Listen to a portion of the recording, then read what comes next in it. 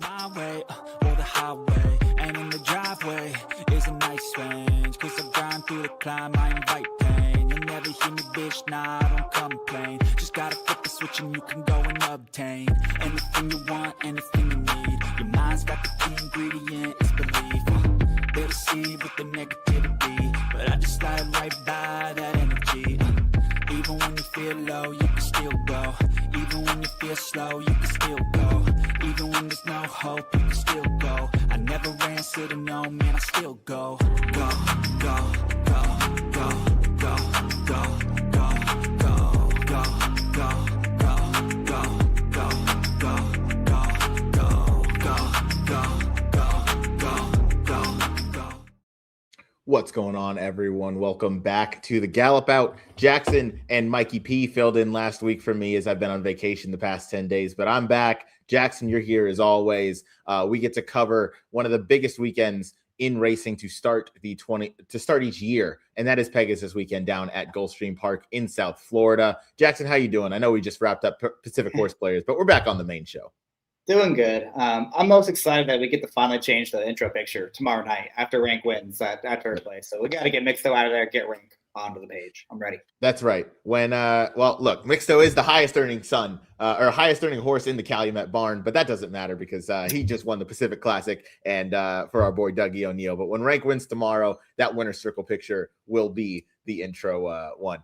Jackson, I don't know about you. I'm also most excited that we get to have a first time guest on this show, someone that I know you have worked with, and I've been on some shows with as well over on the Inner Circle, as all of our shows have been on In the Money now for the past couple months. So if you haven't figured that one out, you might be living under a rock next to Patrick and SpongeBob. But this first-time guest over on the Gallop Out is none other than Nick Tammaro. Nick, welcome to the show. Thanks for having me, guys. It's a long overdue for sure, but glad to join you. Yeah, happy to have you on. Before we dive into the Gulfstream Park program, you're probably down in Sam Houston, as you are the race caller down there. I know you guys have a contest coming up. I want to give you a second to talk about it. Yeah, we have the Houston Betting Championship coming up on Saturday.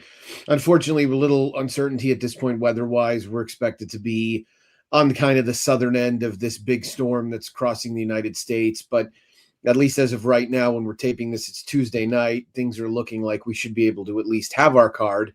Hoping that the rain is at a minimum. Obviously, we've got some horses shipping in for some of the stakes races and got some very nice field that came together for the Houston Ladies Classic. Unfortunately, most of the country can't see it. That won't be the case forever, and hopefully not for terribly much longer. But we've got the Houston Betting Championships $1,500 all bankroll. Mikey P qualified. I think he's planning on making it down. I know he's very nervous about getting back home, yes. But that's something the risk he's just going to have to take. I think so. We're going to offer the entire Sam Houston card. Races 6 through 13 at Gulfstream, 1 through 5 at Santa Anita, 4 through 9 at Aqueduct. That card looks very unlikely to take place, and then we'll sub in the entire Fairgrounds card just to give everybody enough to choose from. We're giving away 4 NHC spots and 2 BCBC spots on Saturday, 2 NHC spots on Friday night. And we have a contest that combines our live card, which is 9 races and 5 from Turfway. You've got to bet $50 5 times. I'm sorry, $100 5 times, and 3 of them have to be on Sam Houston. I love it. That's a fun tournament. Many tracks to choose from, so it kind of gives horse players the chance to maybe go to where they feel their strongest opinion is, but to also focus the betting product on Sam Houston. So hoping the weather holds off and you guys get to have that, because I know a lot of people, including Mikey, are very excited for that to take place. Yeah, and we've had to grow this thing organically, really, with On Track being our only option, and that won't always be the case. At least it shouldn't be in the near future when we can let ADWs back in. This would, if it were up to me, would have the look of a grade 1 gamble type event where we had every ADW getting involved. And I think to get 100+ entries in an on-track event at a place that's not sending out their signal is pretty amazing. And so it has a lot to do with the people that have been involved in it at Sam Houston, myself, and Melissa, who's the guest services manager, Mike Steinler, who's a multiple NHC qualifier and finished in the money in the Breeders' Cup Betting Challenge in 24. These are people that really undoubtedly are doing a ton of great work. So hopefully we can get it all out, and it'll be a lot of fun. Yeah, no doubt on track only for now, but hopefully, in the next year or so, this is available to everybody. I know we talked in Arizona a little bit. I love Sam Houston when I was able to bet on it. That was a fun track to pay attention to, and I hope that we get to do that around the country sooner rather than later. Yeah, that's the hope, and we're seeing some positive things on the horizon. There's some new leadership at the Texas Racing Commission, and hopefully we've started to have the right kind of conversations in order for that to take place. So I would say if I were a betting man, I would say the Memorial Day card at Lone Star will be available to the broader audience for the first time since 2022. Hopefully our Texas Champions Day card on March 21st will be right along with that. I love it. As long as they don't change the race caller, I will have no opposition to any of that. So they better not. Without further ado, we'll dive into the sequence. We're covering races 9 through 13 this Saturday. It's Pegasus Day. They are all graded stakes, 2 grade 1s, 2 grade 2s, and we're going to kick things off with a grade 3. It's going to be the grade 3 WO McKnight going over the turf course. We're going 1.5 miles. To start things off, going the 12 furlongs. I'm going to throw our picks up on the screen. We have top 2s for every race, and there is a theme. The rail horse in Zverev, all 3 of us have in our top 2. I am going 1-3. Jackson is going 3-1, and Nick is going 1-6. Nick, we're going to kick things off with you as you are our guest. Is this as simple as Mike Maker going long on the grass? Yeah, I think so. Mike is it's an uncanny ability to identify these horses that ultimately want to go longer. And obviously, there's some familiarity all of us have with this Dam Side. This is a sibling of Balance, a sibling of Zenyatta. So we know distance-wise, there's no limitations there whatsoever. And, Mike is just incredible at identifying horses that maybe have been misplaced distance-wise.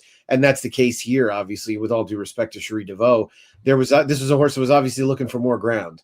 And I think, in her barn, he could sort of lose his spot, so to speak. Whereas with a guy like Mike, who can put some work into him, he can certainly take a big step forward. So this is a horse that he actually nominated to the Connolly Turf Cup at Sam Houston. That's a race that Mike is going to be trying to win for the 10th time. And when he kept him home, I kind of thought to myself, yeah, he probably likes this horse. So he ended up sending over a couple of other horses. Last 2 years, synthetic to turf in route races, Maker's 21% with a 548 ROI. Now, there are a couple of giant priced winners in there, but it's clear that he knows what kind of moves to make with these types of horses. The thing I liked about him also, guys, was that this horse is versatile. He was much farther off the pace last time out than he'd been definitely in any of the 3 starts for Maker, but really for the most part at any point in his career, and he handled it very well. Common Defense was 1,000,000 lengths best that night, but Zverev still ran really well to run him down. I think ultimately wants a little bit more ground than that. So yeah, I felt like it was just that simple, really. Yeah, I don't really disagree with anything you said. I like what you mentioned about this horse being versatile. You look at that effort, 2 back was up close to a pace that was not the fastest, but had himself in the right position, got the job done. Last time behind a much faster pace, made that run late. I'm with you. I think Common Defense was miles the best, and Zverev still managed to run that one down. Jackson, you got a little bit of the contrarian going on as you're going with the number 3 Ohana Honor, Flavian Pratt, Shug McGahee as your top pick, but I see you respect Zverev as well. Yeah, I couldn't get too creative in this spot. I just feel like he's the horse to beat, I would imagine. I think he's going to be the favorite come post time. He's just done nothing wrong in his 3 starts in 2025. The race in the Sycamore, I really liked him that day. Couldn't believe I think he went off 8-5 in there, which I found shocking. And then he was pressing the pace. He was supposed to lead. He didn't make the lead. Pressing. And it's just not usually a winning trip on the Keeneland turf course. The pace was fast. That ran okay to finish 4th in there. Then he came back at Aqueduct against an overmatched field, got a really good trip and blew the doors off of that field. I just think getting back to 1.5 miles is going to be good for him. He has plenty of experience at this distance. I think he's going to get the jump on a lot of the deeper closers. As you go through most of this field, a lot of them want to make that one late run. And with him having some kind of speed, stretching out from 9 furlongs to the 12 furlongs, I think he'll be in the top third of the field. He'll get the jump on everyone else. I just think he's the horse to beat in this spot. Yeah, I'm with you. At least in some of what you said, I do think that two back effort in the Sycamore, that race was a little bit backwards. I remember betting Utah Beach that day, thinking he was going to come from off the pace. He found himself on the lead for 90% of that race, and I couldn't have picked that one out. Ohana Honor, you mentioned, was having that kind of the death trip or the kiss of death trip in pressing the entire way around. Came back in the Knickerbocker to improve on that effort, and now stretches back out to the 12 furlong distance. Seems to be working pretty sharply as well. I know that's at pace, and so we can't see, but it's not often you see this many bullets, regardless of time, for a trainer like Shug McGahee. So this horse must be feeling himself, eating his Wheaties in the morning. Yeah, I think he's going to be a favorite. Would you agree with that, Nick? I mean, he's taken a lot of money his last 2 starts. Yeah, I would make him the favorite just based on how much money he's taken, as you mentioned. Interestingly enough, does anyone know when Shug's last winner was? No clue. No, It was Ohana Honor in the Knickerbocker. Wow, that is he's 0 for his uncharacteristic. last 30, which is probably more of an anomaly than anything else. Yeah, I picked this horse third. I know we did top 2 picks, but I thought I think his best races are when he's in sort of a controlled scenario, and his 2 wins were one where he's sitting off a hot pace going shorter, and the other he's on a lead on a slow pace. So those are just the kind of horses generally I want to bet against. I wouldn't probably make much of a pick 5 without him. I would probably use him more so as a backup. I actually think Miss the Cut's a little interesting in here. And this horse was bet down to favoritism in the McDermott. Actually was favored in all 3 starts for Cherie last year. Bobby DeBona is a guy that people might not be quite as familiar with, but he's a very good trainer. He does exceptionally well in South Florida. And this horse was going shorter last out. The first 3 or 4 weeks of the championship meet at Gulfstream, when they were working the turf basically from 17 feet to 50 or so feet out, you really wanted to be forward. And he made a big wide move down the stretch to get involved. That was clearly a prep to go longer. It's hard to believe this horse can be as good as he was back in 2024. But if he runs as well as he did in some of those races, even as well as he did in the Elkhorn, he's going to win. So I thought he might be the interesting one at a little bit of a price. Yeah, he is interesting. If he gets back to those efforts, stretching out longer, you bring up a lot of excellent points. He was favored in all of those. Maybe didn't quite show up, but gets back out to a distance where I do think he's probably at his best. And you mentioned back at Santa Anita, he did well running long as well. Yeah, and those were like lower, grade 3 listed stake types last time. But Ibermar and went for the money, and he was right there with those 2. And as you mentioned, that was definitely a prep. I mean, they knew what they were going to do after that race. They were going to target this one. He's in with a big shot as well. He is race number 9. I know we're just doing top 2 picks, but does anybody want to talk about any other horses before we move things on? I tried to make a few others. I just couldn't quite get there. Even the 2-mile winner, last out Summer Cause. I just don't think his races going shorter are good enough. And I can tell you Awfully Naughty, who was cross-entered in Houston, is going to stay at home. He was a horse that once upon a time was good enough to contend in here, but I can't bet him off a year-plus layoff. And quite honestly, he wasn't as good as Missed the Cut when we saw him in prior iterations of him either. I guess Devan Propos probably has some races that put him in the mix, but I don't know if he's going to quite be able to offer it up. And if you like him, I mean, doesn't that mean you think that Zverev is going to be a no-show? Ohana Honor is not going to be there, and Miss the Cuts also. It just feels like too much has to happen for him to get in there. The other thing was, Jackson mentioned pace-wise, Ohana Honor would probably be forward at least enough to get the jump on some of the deeper closers. And so I'm not really worried about anybody running away and getting a soft lead. So I just can't really make anybody else. Yeah, the only other one that I'll mention, then Jackson, I want to see if you have any thoughts, was maybe to the horse Hammerhead to the far outside. I don't know if the blinkers off really made that big of a difference last time, but we saw a huge step up. Maybe it was just a synthetic up at Woodbine, but either way, I like that effort. That one's a little bit intriguing to me. I don't know that I'll play him as a win candidate, but I might try and use him a little bit underneath and try and get creative if I play any exotics going vertically. Yeah, I would just caution against the Woodbine form in December. Typically, the racetrack gets a little weird, a little funky. So some horses love it, some horses don't. If he's going to be a giant price, yeah, of course, use him. If he's going to be the third choice in here, I wouldn't use him. I'm with you. Any other horses you want to discuss, Jackson? I thought the 4 was a little interesting. Just hasn't done this before, and it's in good form. But he'll be forwardly placed as well. That's Layabout on the improve for this barn. But I'd be mostly leaning on the 3 and the 1, and as far as horizontals go. I'm with you. We will move on to the next one. We'll wrap up race number 9 one more time with the picks. I am going 1-3. Jackson is going 3-1, and Nick is going 1-6. Race number 10 is the Pegasus World Cup Filly and Mare Turf. I'll throw those past performances back up on the screen as it goes as race number 10. It's a grade 2. We're going a mile and a 16th for the 4-year-olds and upward. Picks are up on the screen. I am going 8-7. Jackson going 6-4. Nick going 7-8. Nick, we got to start the conversation with the number 7, or rather, the number 8, Proctor Street, where I believe the morning line was released. I don't have it in front of me, but it is somewhere in the neighborhood of 12-1, if I remember correctly, which seems far too high for this horse. And I see you pick this one in second, and then we'll go to the inside and Whiskey Decision.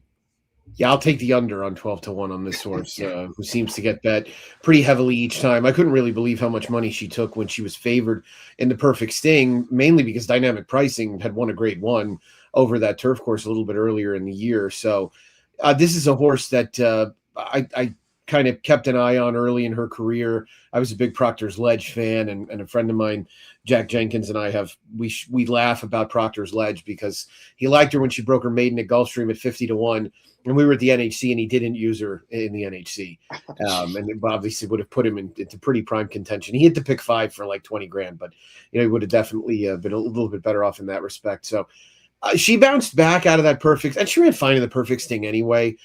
Brendan Walsh is so good. This just seems like a logical horse to me. I feel like her running style, her ability to be kind of a mid-pack type suits Gulfstream very, very well. And I think this is going to be an honestly run race. I'll be honest, though, guys. I struggled with this race more than any on the card. I thought this was a really, really tough race, and one where, the speed is mainly situated to the outside, which usually means you're going to get some measure of pace. And I wanted horses that could probably settle and make one run. And the two I could make the best case for were Proctor Street and Whiskey Decision. Yeah, I'm with you. I ended up going Proctor Street on top in here. This is just a horse that I can never seem to not pick, and lately she hasn't let me down much. So I got to take her one more time. She seems to be so professional when she turns for home. She really knows what her job is, knows where the wire is and how to get there. And I think this is a very logical step up. Obviously, she's going to get tested by a group of others in here, as I think this is going to be probably by far her toughest test that she's going to face to date. But I do think she's in the right kind of form. She's improving, 2 and 3 back. She kind of paired up those buyer speed figures, as my co-host Jackson loves to always point out, took that progression to the 93. Maybe we see another progression from there, going 8.5. You mentioned the speed to the outside. This is a horse that has shown the ability to be tactical and can sit, and she should make that run to come flying late. Jackson, am I crazy in thinking that she's going to go off favored? Whiskey Decision? Crazy? Proctor Street. No, Proctor Street. Proctor Street. Is that too I don't think it's crazy. Okay.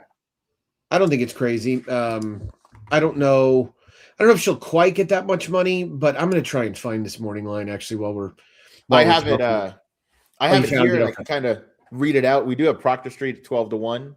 Whiskey Decision is your morning line favorite at 9-2. And then we will go inside to the 6. Jackson, talk about Caitlin, her greatness, who you picked on top at 8-1.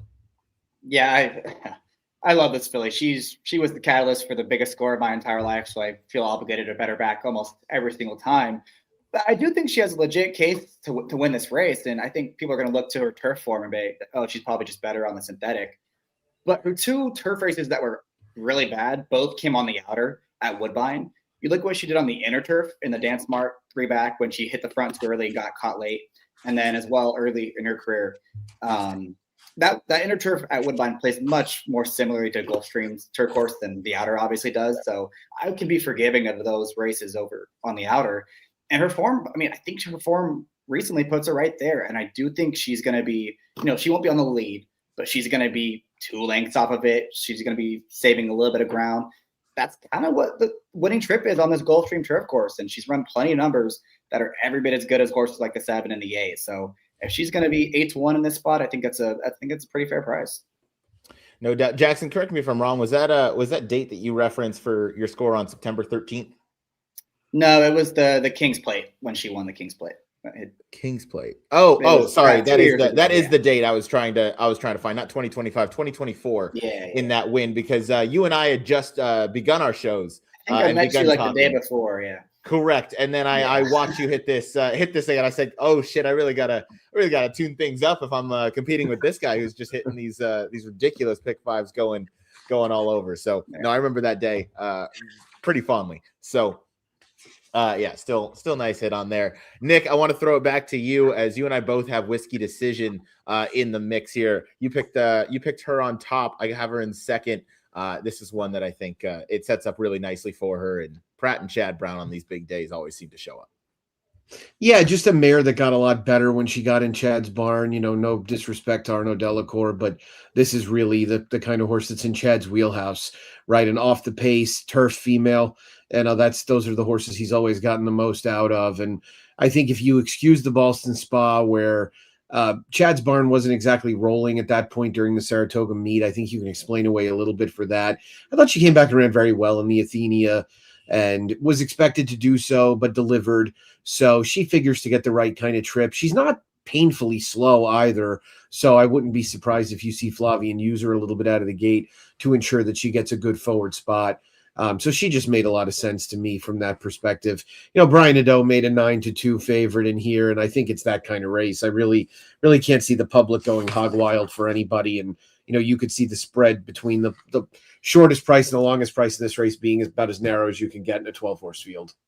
Yeah, I could see something ridiculous where Proctor Street, Jackson, to your point, probably opens up as the favorite, but like drifts up, and then we see, water kind of find its level. But I think that, our buddies over at Betting and Boozing on HHH Racing Podcast, they just wrapped up, and 2 or 3 of them picked Proctor Street on top. Obviously, Nick thinks highly of Proctor Street. I do as well. I think this horse is going to take a ton of beating.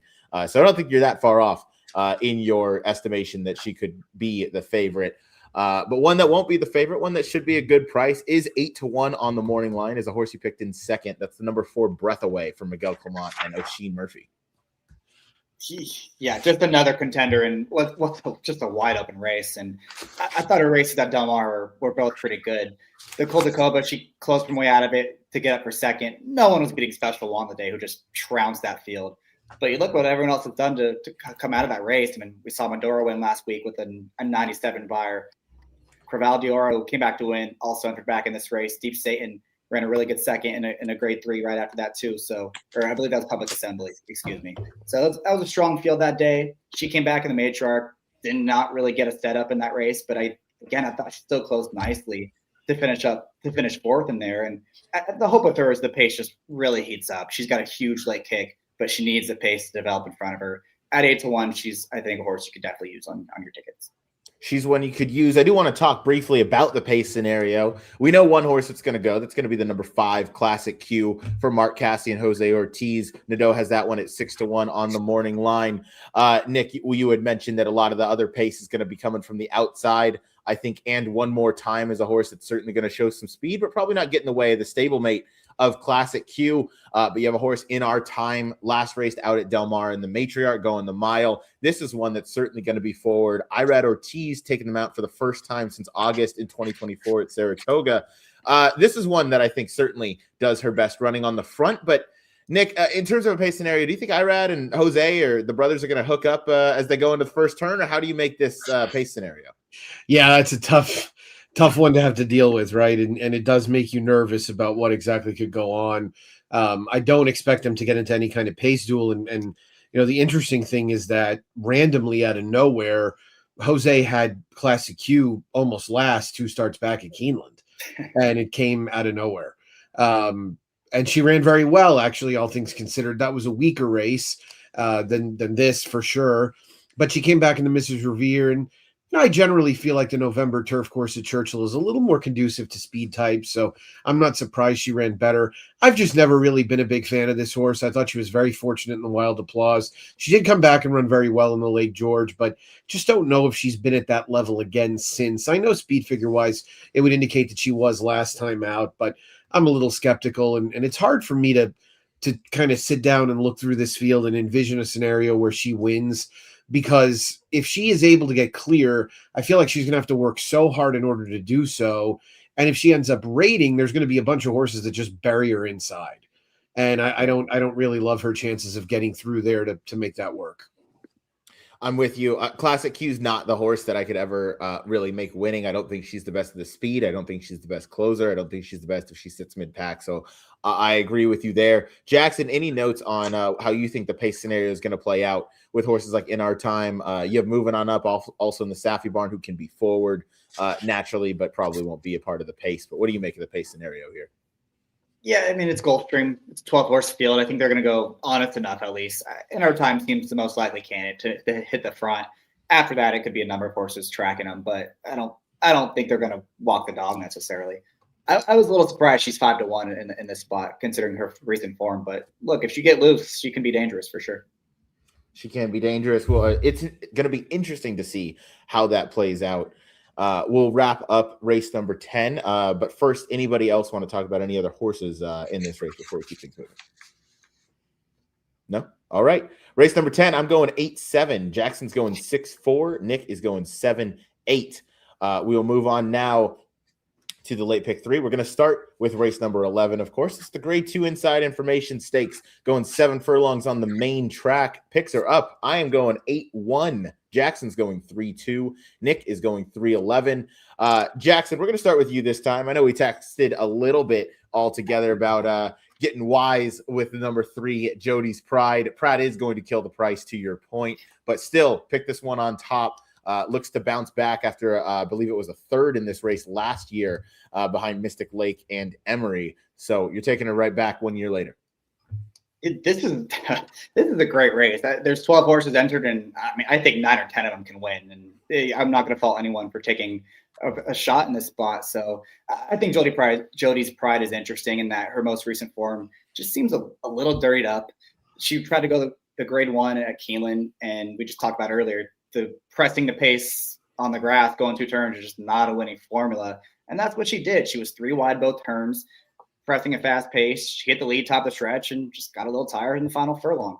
I don't think that race is nearly as bad as it looks on the page. The 2-back race at Kentucky Downs, I mean, she was 3rd behind AG Bullet. It was a really, really good grass mare. 2nd in the Breeders' Cup, 3rd the year before that. That's a really nice filly she was in behind. And then the Saratoga race, there was like a huge rainstorm in the middle of that card, and the inside got really, really good late in the day, and she was always 4 or 5 wide, never got to the inside, never got to the best part of the track. I think you can be a little forgiving of that effort too. So I just think her form's dirtied up. Her best efforts put her right there against anyone else. And, you know, I think she'll be a middle price in a race that just seems really wide open. So I'm going to pick her on top in this spot. Nick, excuse me, Nick, you share the same opinion, picking the number 3, Jody's Pride, on top. I definitely want to hear your points as to why you also think that she's going to get the job done this Saturday. Also, a little bit curious your thoughts on, obviously, I know we all respect the horseman that Jorge Abreu is. What do you make of him kind of, throwing this horse on the turf for a couple starts, comes in here off the bench, maybe just trying to, wake her up on a new surface, or maybe he thinks she can win on, dirt turf or wherever?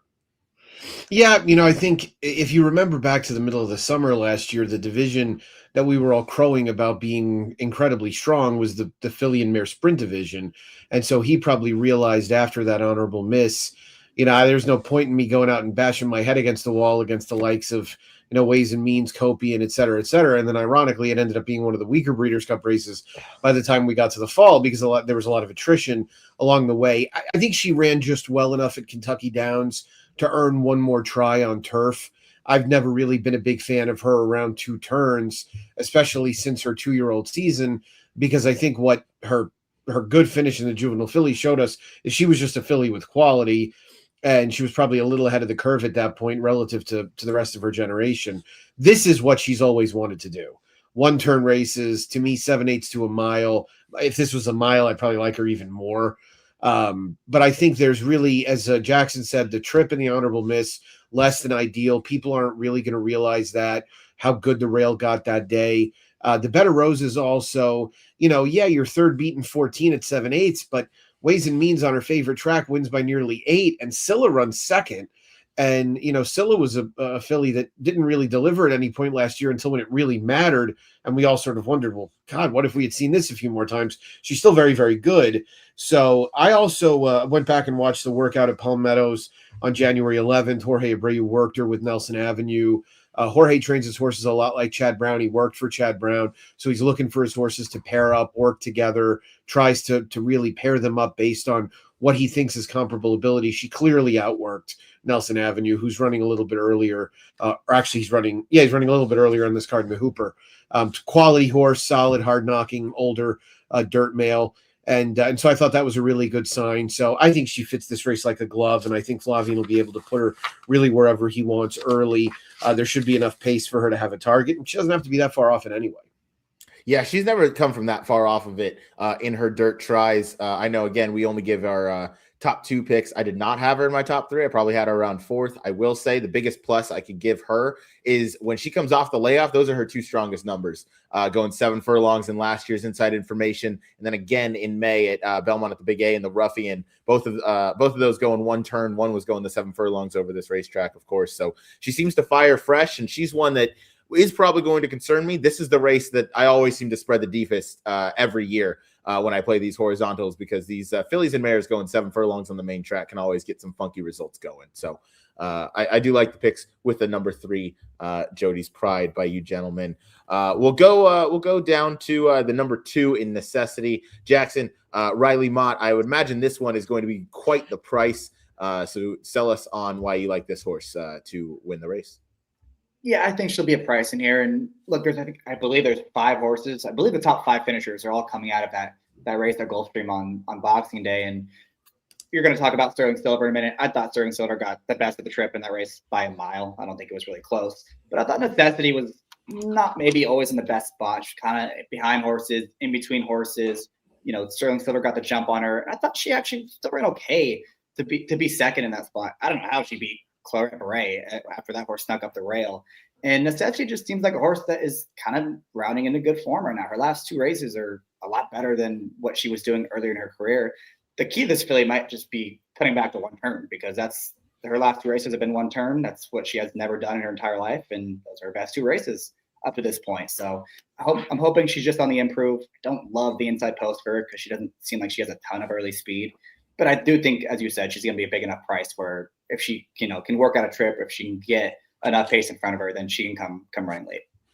Yes, she can, and she has done well around the 1-turn races. I'll give you that without a doubt. And if she steps up, we've seen that before in those fillies or mares that are just in good form. Sometimes they just continue that, and it's tough to keep those female horses in good form. But you're right. I am going to talk about Sterling Silver in the new barn of Anthony Margata. I really like that last effort going 1 turn in the Rampart. You mentioned that we have those top 5 finishers all coming out of here, but she's paired up some really nice wins. Previously, 2 back was trained by Bill Mott in the kind of mid-fall in the Iroquois, and then came back here, as you mentioned, on Boxing Day, which is not a day that I've ever said out loud. I don't think that's just the day after Christmas, or December 26th. That's opening day for Santa Anita, actually, for me. That's how I address it. Usually. Yeah, usually, weather permitting, I guess, in Southern California. I love the way she finished that race off.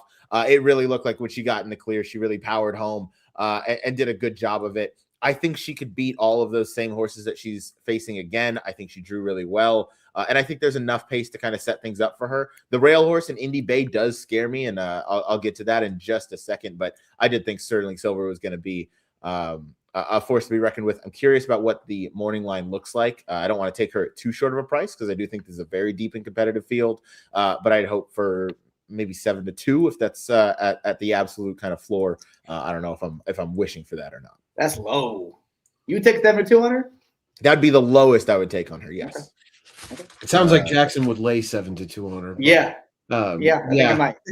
No, I honestly don't see how the morning line favorite is going to be less than 7-2 in here, just because they look so evenly matched. I think you'll get 6-1 or so in that vicinity. I think that's probably around where I would make her. She's an interesting case coming out of that Rampart, and you guys mentioned now multiple horses out of it. And yeah, one of the things that's remarkable about that, and even going back and watching the replay, is how Claret Beret really just squandered that trip. It was incredible. And I know I was alive in the pick 5, and I had used multiple horses, not including Claret Beret, and they were going around the turn, and I was like, well, the hell with this. I mean, I'm screwed. Because she just looked like she was sneaking right up the inside, and then she completely stopped. Necessity kind of made 2 moves in a way, Sterling Silver to an extent as well. Sterling Silver got a really good trip in here, but it wasn't as if she needed this trip to win. So it's, she's not a horse that I want to just tag with saying, oh, she won because she got a great trip. And so you see Clara Bure come up the inside here, and I thought, well, she's going to cut the corner and draw off, and she just completely stops. One Magic Filly was really disappointing, and Dazzling Move was disappointing. It looks like Dazzling Move really can't run anymore. And I thought Necessity ran well. She kind of did the 2-move type thing as well. So yeah, I think taking either of the 1-2 finishers from out of there makes perfect sense to me. And I've had a lot of affinity for Sterling Silver over the years. Just a really, really hard trying New York bred. And Mott almost got a 1 1/8 win out of her a couple of different times, and she doesn't want any part of a 1 1/8. And so now first time for Anthony Margata, she ran just as well as she had with Bill. So why can't she have a good year at 7? Yeah, no doubt. It's really too bad Bill Mott couldn't get 9 furlongs out of her, because I had her on site at Saratoga on June 4th, and that would have completed quite I believe it was a pick 5 or a pick 6 for me. So it's too bad that 9 furlongs wasn't in her wheelhouse, but I do think the 7 furlongs is going to hit her between the eyes. We're One Magic Filly, real quick. I want to stick with her. Jackson, I don't know how you feel, but we obviously saw this horse a lot out on the West Coast, and she's never really given the one that she's progressed after that, those first about 4 races. And then second, she hasn't shown that just kind of killer ability to go out and win some of these races. So I've kind of seen all I need to see from her. I'm good fading her in this spot. I see that you are too. Just not sure if you have anything to add. I guess if you like her, you like the outside post. You like that she has speed, and you like that she's cutting back half a furlong. I'm not sure it's going to matter given how good of a trip she got last time, and she was still, 4th and soundly beaten. But the races 2 and 3 back do put her back in the mix. Sure, they do. I don't doubt that. Figures wise, she should be right there. She's very likely to finish in the top 3, in my opinion. I just don't know that I would take her on the win end, because I do think she's beatable. Grand Job, that at number 11. I'll throw it back out to you, Nick, as you pick this horse in second, off of a disappointing effort last time out. So I'm curious to your thoughts. Yeah, first time off an 8-month layoff, got stuck into a really fast pace and understandably tired. Felt to me like a case where you're really buying low on her. The setup is not great because she was entered in the Rampart, got scratched, and then didn't work for 3 weeks after that. So admittedly, you need to know that you're taking that on if you're backing her. But this is a horse that on her best days since she got into Bill Mott's barn, she's been very good. And she ran 2 very, very good races at Gulfstream last year. Yeah, one was with Lasix, but the other in the Royal Delta was really outstanding. I mean, she set a wild pace, and a lot of people afterwards were upset that it felt like Safi Joseph Jr. was using one of his other fillies that was in there as a rabbit to hook her early, because it looked like she was clearly, the main speed. And then she came back and just beat the pants off Darth Vader. So, which based on what Darth Vader did later in the year, I think you can upgrade the quality of that performance. It's a one tactic type horse to like, right? You're only using her because you want Junior to just open the throttle out of the gate and let her just try and blast them. And so I felt like that was at least conceivable. So that was why I wanted to throw her in there. But again, this is another race where, I'd be open to 4 or 5 possibilities.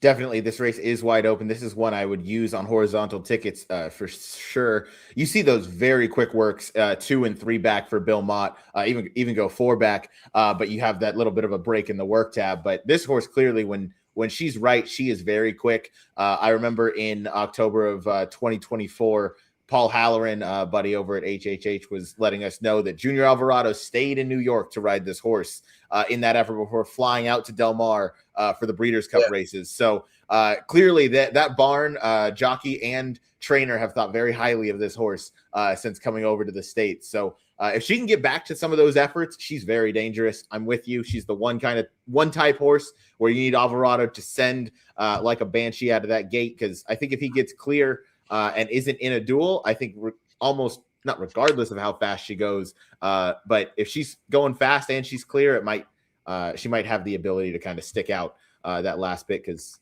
this race could go any number of directions. Jackson's, any thoughts on the number 11 Grand Job before we dive down to the rail horse? No, I mean, she's definitely a logical contender. I think you'll get a decent price on her too.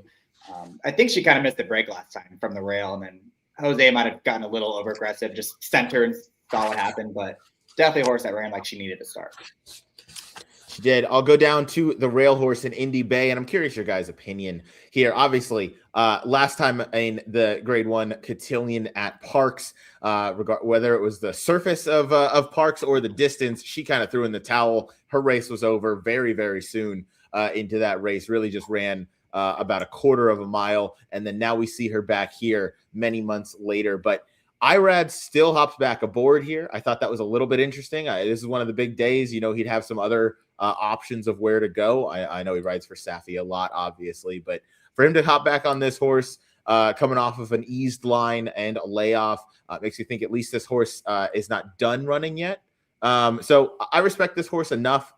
It worries me that we might see an Irad tax, an Irad Safi tax at Gulfstream, and this horse might be bet down a little bit too low. But I'll be using this horse in my horizontals. I think this horse on her best day can certainly come and fire a victory. I think even the two-back race probably gets her pretty close. I know that was, 4 turns at Charlestown to go 7 furlongs. But regardless, I do think that on her best day, she can certainly hang with the likes of these. Curious your guys' thoughts here. Yeah, I mean, look, she was a filly that was running 90, 91 buyers in the spring of 2025 as a 3-year-old. And if she's taken any kind of step forward from then to now, I mean, she's supposed to be maybe the horse to beat him. And not many horses in this race are running those mid to high 90 buyers. So got to recover from that last race, obviously, because something went wrong that day. No doubt. Nick, any thoughts on the rail horse Indy Bay here? Yeah, I thought it was interesting that her buyer figures were good last year. Her thoroughgraphs were actually very average. I think some of that probably had to do with the fact that she was forwardly placed and showing speed closer to the inside. So I agree. I mean, in principle, she's a horse that really showed some pretty serious ability in the early part of last year. Those fillies did kind of take turns beating each other. That second tier sort of underneath Echo Sound and Kilwin, and I think Ragtime was probably the best of them. But was admittedly, a cut below the Grade 1 type horses. I worry a little bit about the rail and working out a trip from the inside. I did not watch her workouts. I probably will try and go back and do that before the workout reports come out. But if I don't, then I'll certainly be taking a look at the workout reports, because you would think, based on that bullet, she's probably looking good in the morning. Yeah, I would think she's looking good in the morning. I haven't gotten a chance to deep dive into the works yet.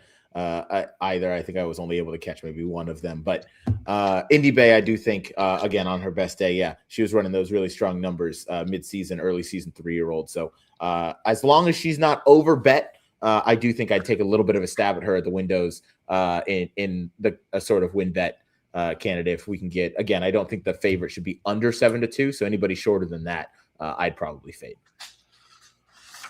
We'll wrap up race number 11, go to race number 12, as Jackson, I assume, swats a fly out of his face. I'm going 8-1, Jackson going 3-2, Nick going 3-11.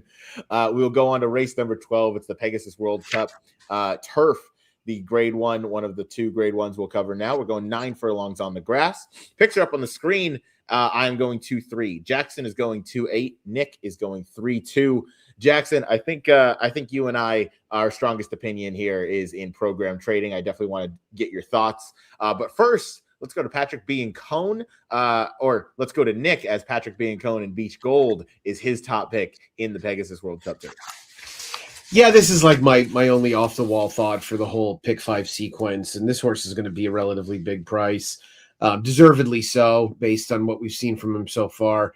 But when you sort of start to peel back the layers of the onion, I think there's something there that you can latch on to.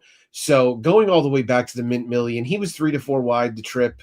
Outside trips at Kentucky Downs are death, and he ran very, very well. He got a 2 thoroughgraph that day, came back in the Coolmore Turf Mile, and was never really in a particularly comfortable spot. Didn't really fire, ended up wedged in down on the inside. I did think the very inside path on the turf opening weekend at Keeneland last fall was a little bit less than stellar. He came back with a very good effort in the Fort Lauderdale. And, at the end of the day, you go watch that Fort Lauderdale replay. And if you want to play it, Ryan, really it's from the half-mile pull home that matters, because Cugino is going to be one of the choices in this race.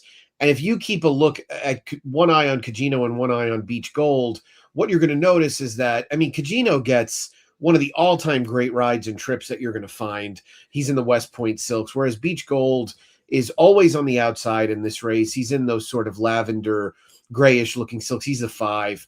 And David Egan has no choice at this point but to bring him, or I'm sorry, it was Junior Alvarado. It's David Egan on Saturday, to bring him wide and try and circle the field here. Understanding, of course, and unfortunately, Wolfie's Dynaghost had something happen and isn't in this race. It would have been great to see him stepping up in competition based on the way he's run of late. So, I mean, Cugino is just waiting on a spot here. And as soon as he gets outside, he's got a free and clear path.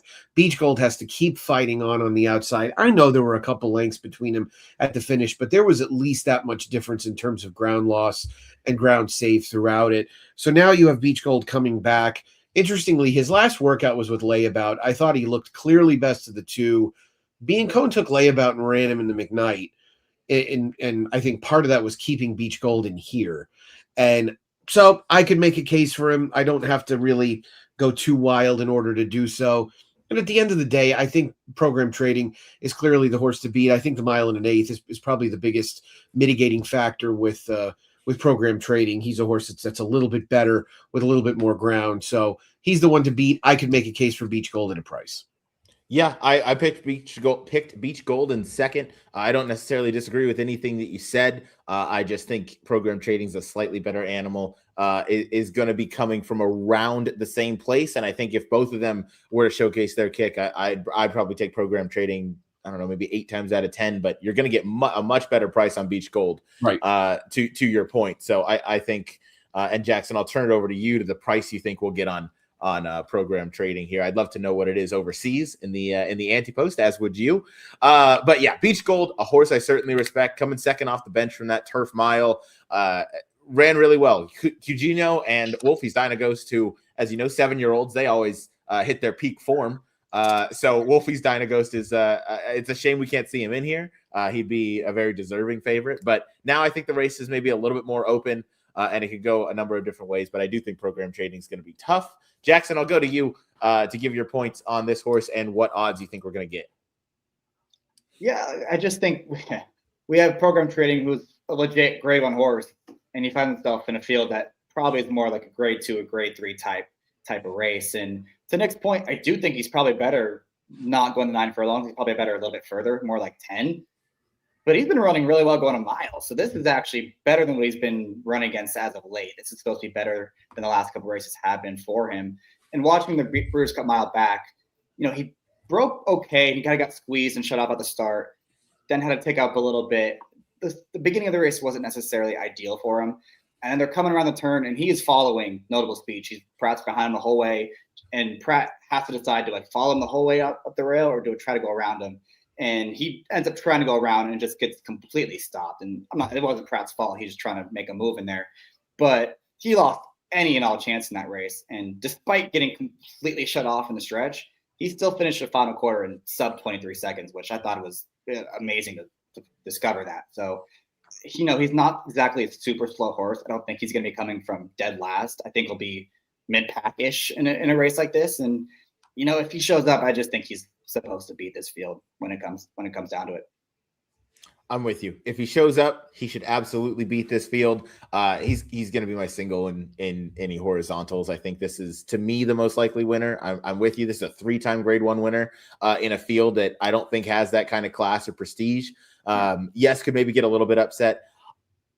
I disagree a little bit on the Breeders' Cup Mile effort. I think that people are going to obviously bet this horse because he's a very good one, but I don't know. I don't think he necessarily had the horse to win. Obviously, he would have had a much better he wasn't going to win, but he would have been 3rd or 4th probably. I mean, maybe 5th. Yeah, he wouldn't have been 10th. I mean, he would have been 2. No, that's fair, because he did just keep on keeping on, and you mentioned he closed in a very fast time when he truly did lose all momentum. I mean, he was getting pulled back and trying to find a space for 3 or 4 strides in there. So I think the 9 furlongs is fine. But yeah, this is a horse that I'm excited to bet and excited to watch this race, because I think Program Trading could show up and prove to be a very, very good 6-year-old starting this 2026 season, or someone else could kind of make their mark and show up in a race like this. So I'm with you. What price, Jackson, do you think we get on the number 2 Program Trading?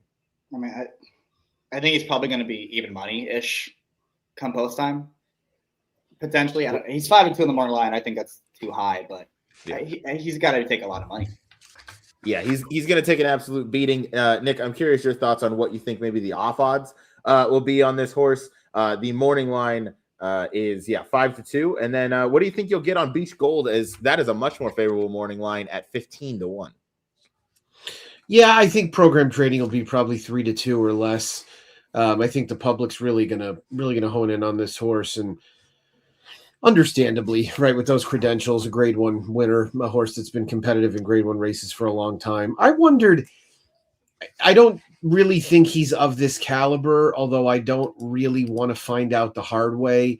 But I felt like Test Score is going to take a decent amount of money in here as well, because he's sort of a universal trip horse from last time out. Now, he was the funny type horse that really never took any money, and then all of a sudden, it's not that he never took money, he was never favored, and all of a sudden got pounded in his last two starts when he went out west. And I think Juan Hernandez said pretty clearly after his last start that he would like a mulligan, and he certainly should have gotten it, because he didn't give him a very good ride. This is a difficult horse. He's a turf horse that's kind of a bicycle horse. You really have to get after him, and it looks in every race like he's spinning his wheels, and then all of a sudden he kicks in. But, this horse never ran poorly last year. He kept delivering every single time. I don't think the mile and 5/16 of the Nashville Derby is really what he wants distance-wise. So it's one of those scenarios where, every speed figure would indicate to you he's too slow, but these 3-year-old races generally top out at about 90, low 90s. So how much better is he going to be now as a newly turned 4-year-old? I thought he could be a little dangerous. I could see him going down a little bit off the 8-1 morning line. There's some California invaders that like Call Sign 7 is going to be 1,000,000 and he's 15-1 on the morning line. I mean, he has no chance in here whatsoever. Almendarez has a much better chance to me than Call Sign 7, and Almendarez is longer on the morning line. So there are some horses that are going to drift up substantially in price. Cagino gives you a little protection as far as program trading goes, because he is going to take a lot of money. He takes money pretty frequently anyway. He's a West Point horse, so you're going to get a lot of support there. What about a horse like Fort Washington? He's 10-1 on the morning line. I draw a line through the Kentucky Downs race. It's really a question of if you're comfortable with him coming back off the layoff, but he's run good enough to win this race 5 different times. Yeah, he was in some really good form.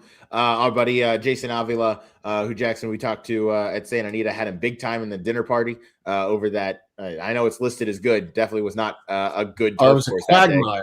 Yeah, that thing you could make scotch in the bog that thing was. The dinner party had him big that day. I mean, that horse did very little wrong, and when he was going right, he was really going right, and he closed into slow paces kind of time and time again. So yeah, I'm with you. Fort Washington, I think, has some pretty good value. I have that one in third. Yeah, my issue with him is he is a one-run closer in post 12 in a race that does not have much speed in it. Because outside of Cabo Spirit, I really don't know who's. I don't think the 4 one stripe is going to go to the front again after he won off the pace last time. And we know Astronomer is not nearly as fast as Cabo Spirit because they've been facing each other so many times. So that'd be the one concern with Fort Washington. But no doubt he's a horse that is capable of winning this, I think. Yeah, let's stick on the pace scenario real quick, Jackson. West Coast Invader and Cabo Spirit, a few of them in here with Call Sign 7, Almendarez, and Astronomer. But Cabo Spirit is kind of one of those that looks alone on the lead. He finally won on a bit of a quick pace last time, which was something new that we didn't really see from him. And that was over a good listed turf course at Santa Anita after a little bit of rain. What do you make of his chances here as one of the main, if not the only kind of must go to the front type horses with a guy like Mike Smith, who is no stranger to sending a horse to the lead? Yeah, he's got to go. That's the way he's going to win this race. That's his only chance. You're setting this horse to the front, and you're doing what you did last time and try to open up this field a little bit and try to bottom him out. Because if you slow down the pace, there are horses that are going to not be too far behind him that can definitely outkick him for home. So I know he won. I didn't know what to make of his most recent race because I know he won that race. The number came back fast. He also beat Astronomer, who is 0 for his last 400 and doesn't want to pass anybody. So I'm not quite sure how strong that field was last time at Santa Anita, but they definitely have to catch him to win this race. They do. I know Astronomer used to be a pet of mine. I haven't picked him in the last like 2 or 3 races, so I think that I finally cut the cord. But someday he'll get on the lead, and he's gonna win a race. I don't know when that's gonna be. He might retire before then, but at some point, got to get him on the front end because I think that he doesn't want to pass any horses.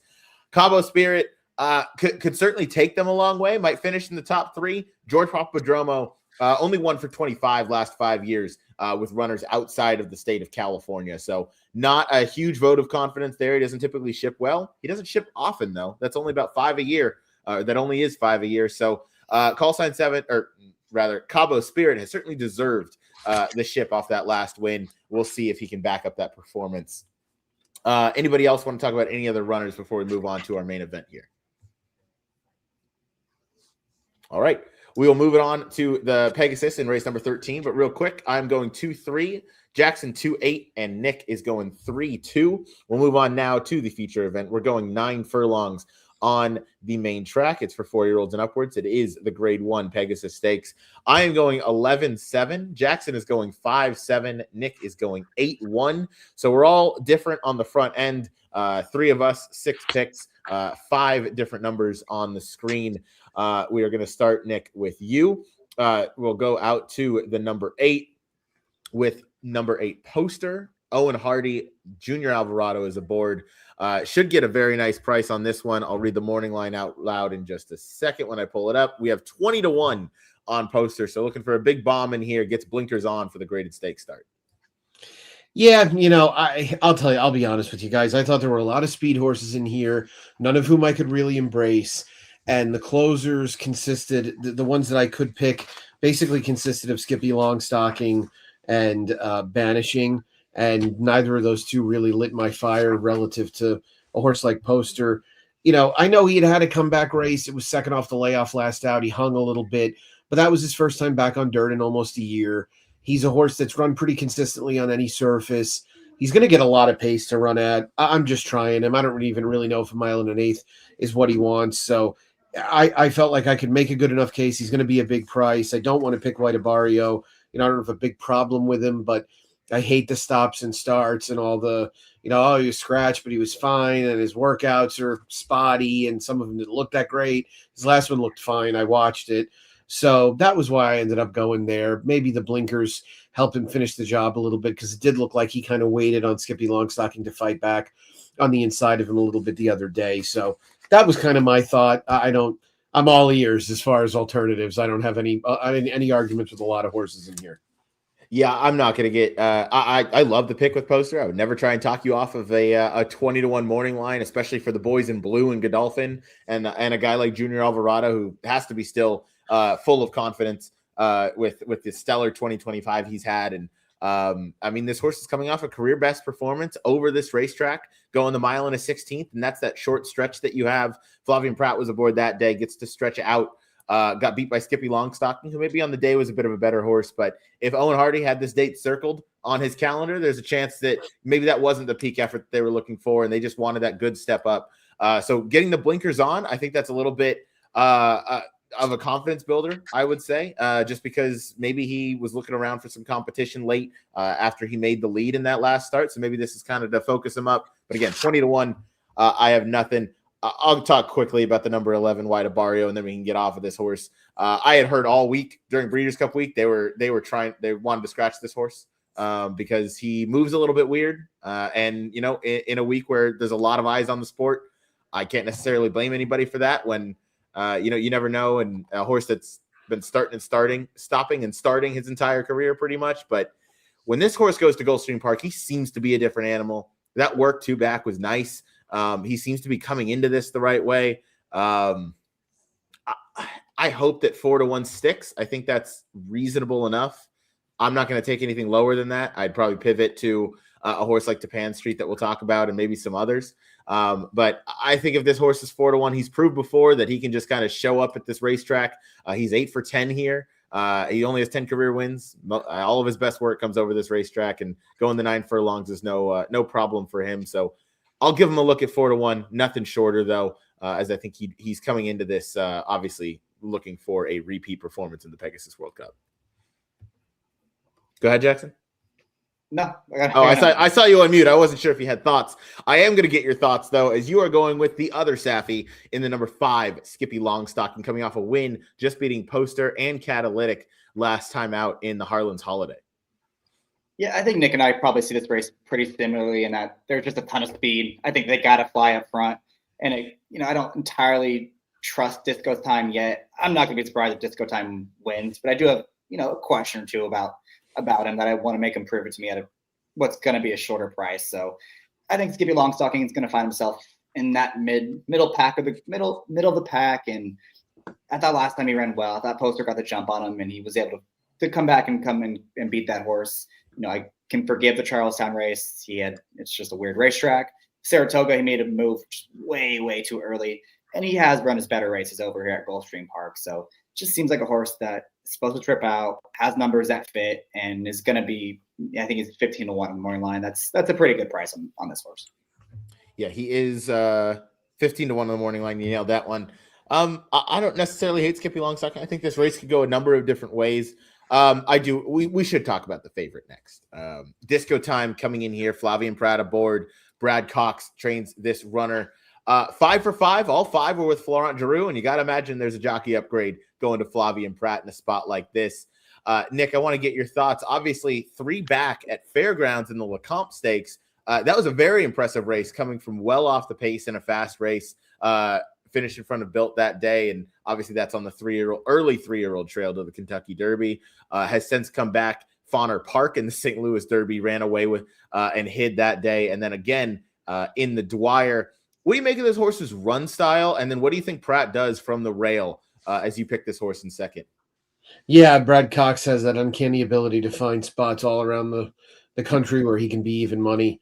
And I think that was the case with bringing this horse back in the St. Louis Derby. It was a weekend where there were 3-year-old races all over the place. I think the Pennsylvania Derby, and there was a race at Churchill as well. So, guys like us are always going to bet against Disco Time because he's going to be overbet based on an easy trip, 1-turn mile, in a situation now where he's facing a vastly different set of circumstances. And I mean, if the morning line is any indication, you're about to take slightly higher on a horse in a 12-horse grade 1 at a mile and an 8 than you did in a 4-horse listed stakes race at Aqueduct, right? And so from a gambling perspective, you'd want no part of it. That being said, I mean, he's sort of supposed to frighten you to death no matter what you're doing in here, because he does have that X factor in that he won the Lecomte from nearly last.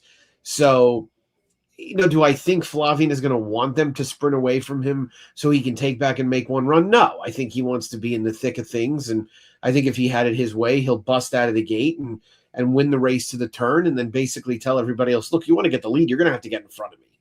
And I still think his chances would be pretty strong at that point. His last work at Payson looked good. He worked solo. He looked like a big, strong, fast horse.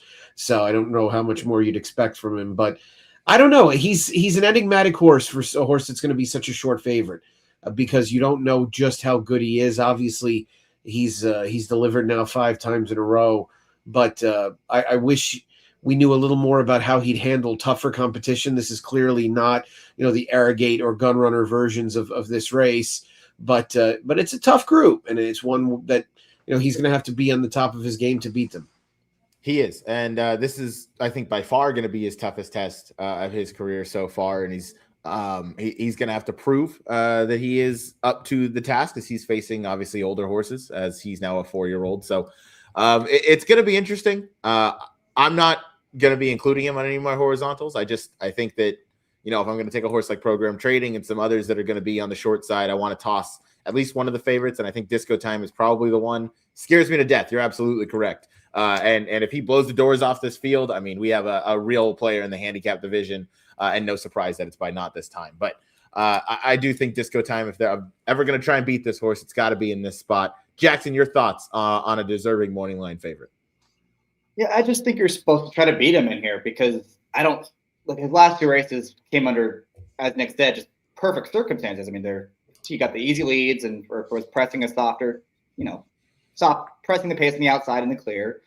I don't think it's going to happen in this race. He's got the rail, and there's just so much speed of outside. I mean, he's got Full Serrano is probably quicker than him.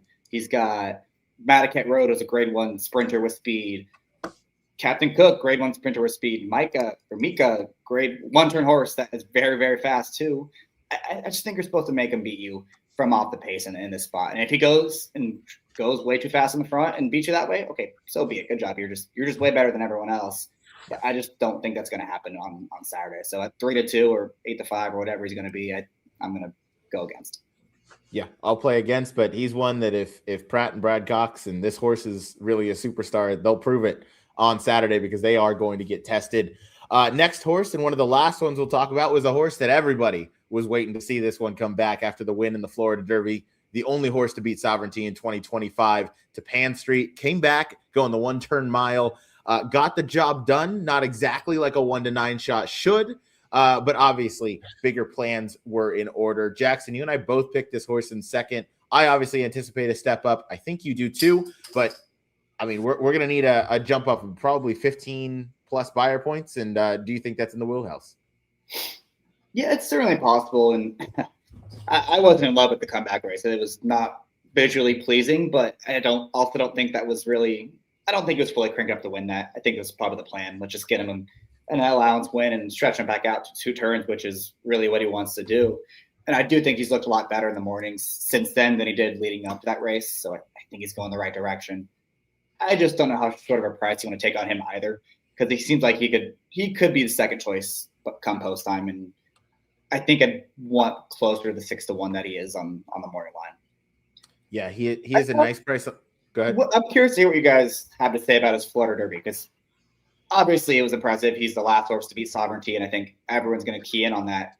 But I also don't think that was the Sovereignty we're all used to, that we saw all over the summer. I mean, Neo Equus was within 2.5 lengths of Sovereignty in that race. I don't think anyone's thinking that he's that kind of a horse. So I just wasn't quite sold on his Florida Derby either.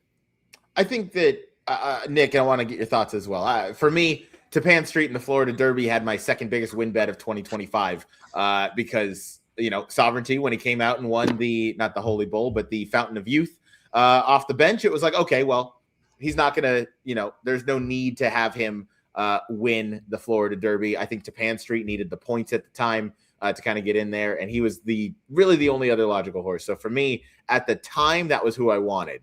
Now, I think, Jackson, I agree with what you're saying, that I think a lot of people are going to look to that, and they're probably going to overbet him. So, Nick, I'd love to hear your thoughts, and then what you think the kind of the post-time price is going to be, post-time odds for Tapan Street.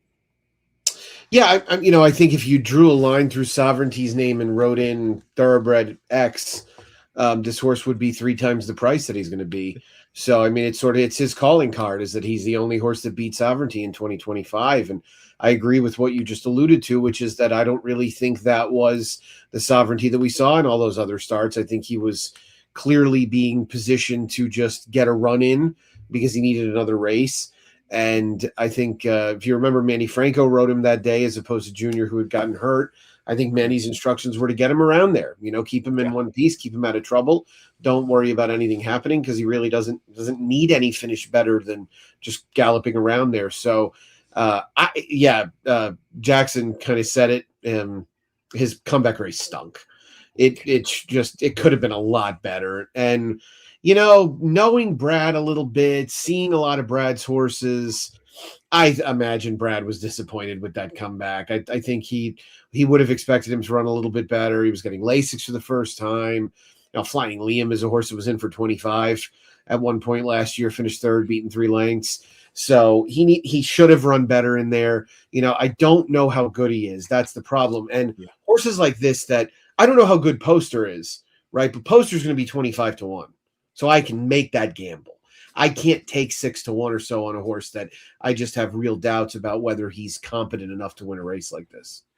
Yeah, and I think that's a really important point to mention. This game's all about finding the value. 100% Poster compared to Tapan Street is going to be the horse that, handicappers better. You have to bet that horse, hoping that he's better because, he seems to be in the best form, and people are going to overbet Tapan Street just because, he has that running line of Sovereignty in there to yours and Jackson's point. So I'm curious how this race gets run. It is a very competitive, addition. You have Madaket Road in here who we haven't spoke about. Banishing, who we kind of mentioned in passing, but he's just always such a cool horse to watch run. I mean, it could very well be his day. I don't think any of us would be shocked if Banishing won the Pegasus, even if he's not on all of our tickets. But the pace scenario certainly looks like it's going to be hot and it's going to be fast early. I think full Serrano kind of guarantees that, if anything else, because he kind of really only has one way of going. And then British Isles, who, Jackson, I still don't understand what this horse is doing, but took a huge step up to last time out, going the 9 furlongs in the native diver. But we won't stick on that one too much longer, but we'll wrap up the last race in race 13. That's the Pegasus, the grade 1. I'm going 11-7. Jackson is going 5-7. Nick is going 8-1. But Nick, thank you for joining us. Before we get you out of here, this is an excellent card. And I've only, really kind of dove into the stakes so far, and obviously the late pick 5 that we just covered. Is there a horse on this card that you've seen, whether it was in the sequence we just covered or any of the other races prior, that you are most excited to see run? I'll tell you, the race before the sequence that we just covered might be the most interesting race of the day, because Life and Times is going to run against Knightsbridge. And, I've kind of been a Knightsbridge fanboy since early in his 3-year-old season, when he looked like a horse that was going to be kind of a Woody Stevens, H. Alan Jerkins type, and he just has had a really hard time staying in one piece. But he's looked really good in his 2 races since he came back in the fall, including the Mr. Prospector last time out. I think arguably he ran better on the slop 2 starts ago at Aqueduct in terms of the pace. And Life and Times, we just don't even really know how good this horse is. He's looked sensational in 2 prior starts. Granted, both were at Aqueduct. It's the hardest place in the world to make speed figures, but horses are coming back and performing relatively well out of there. He beat Time to Win in his debut. Time to Win came back and won 2 in a row. So I'm interested from a fan perspective in watching the Hooper. As far as the other races go, I'm intrigued to see if No Show Sammy Joe runs as well in the Christophe Clement, which is the renamed The Very One, the Very One. I'm interested to seeing if she runs as well as she did in the Via Borghese, because she was sensational in the Via Borghese. She absolutely blew their doors off, won by nearly 6 lengths at a very generous 5-2. And now she faces Fion, and I think Fion's going to be overbet in there. So I think you still might get a relatively decent price on No Show Sammy Joe.